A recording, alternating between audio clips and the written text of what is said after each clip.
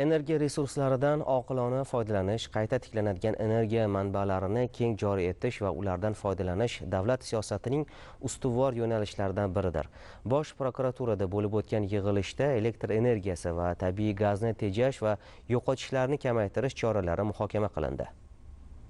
Prezidentimizning 2025-yil 1-apreldagi yoqilg'i energiya resurslaridan noqonuniy foydalanish va behuda sarflanishining oldini olish hamda energiya samaradorligini oshirish bo'yicha chora-tadbirlarni takomillashtirish to'g'risidagi qaror ijrosi yuzasidan viloyatlar va Toshkent shahar hokimlari, shuningdek energetika vaziriga resurslarni tejash, yo'qotishlarni kamaytirish va amalga oshirilayotgan ishlarni joyiga chiqqan holda muntazam o'rganib borish topshirilgan. Hududlarda bugun dolzarb bo'lib turgan quyosh panellarini o'rnatish, yashil energiyadan samarali foydalanish chora-tadbirlari belgilanib, tizimli ishlar amalga oshirilmoqda.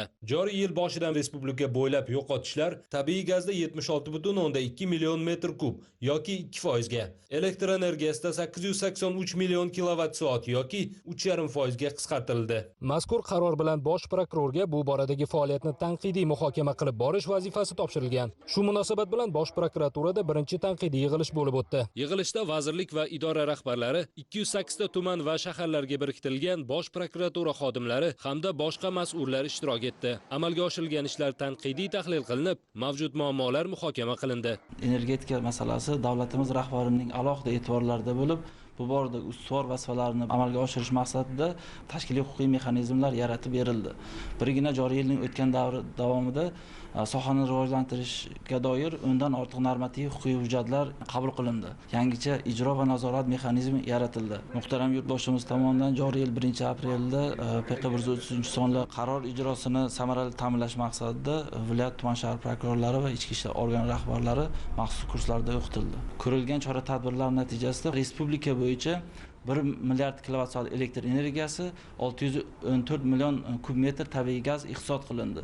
Joriy yilda 2,5 milliard kilovatt-soat elektr energiya va 1,1 milliard kub tabiiy gazni iqtisod qilish rejalarini ishlab chiqish va amalga oshirish belgilangan. Bu nafaqat statistika, buni zamirida barqaror iqtisod, tejamkorlik, raqamlashtirish va eng asosiysi kelajak avlod uchun sof muhit yaratish maqsadi ko'zlangan. O'tkazilgan yig'ilishda yo'l qo'yilgan kamchiliklar tanqidiy muhokama qilindi. O'ylaymanki, har bir rahbar, u vazirlik bo'lsin, hokimiyat vakilligi yoki nazorat organi bo'lsin, o'ziga tegishli xulosalarni chiqarib, qaror ijrosini ta'minlash uchun o'zi uchun maqsadlarni belgilab oldi. Energetika vazirligi eng avvalo elektr energiyasi va tabiiy gazni tejash bo'yicha rejalarni qisqa muddatda tasdiqladi.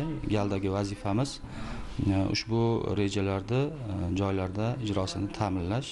Yig'ilishda energiya samaradorligi yo'nalishida yo'l qo'yilayotgan kamchiliklar aniq raqamlar va misollar orqali ko'rsatildi. Kelgusidagi vazifalar yuzasidan chora-tadbirlar belgilandi. Respublika hamda hududiy shtablarga ushbu tadbirlarning ijrosini qat'iy nazorat qilish, sustkashlikka yo'l qo'yayotgan mansabdorlarning javobgarlik masalasini qat'iy hal etib borish bo'yicha topshiriqlar berildi. Oliy ta'lim fan va innovatsiyalar vazirligi tizimida ham keng ko'lamli ishlar amalga oshirilmoqda. Muhtaram Prezidentimiz topshiriqlari bilan bugungi kunga qadar oliy ta'lim muassasalariga 57,2 megawattlik quyosh panellari o'rnatildi.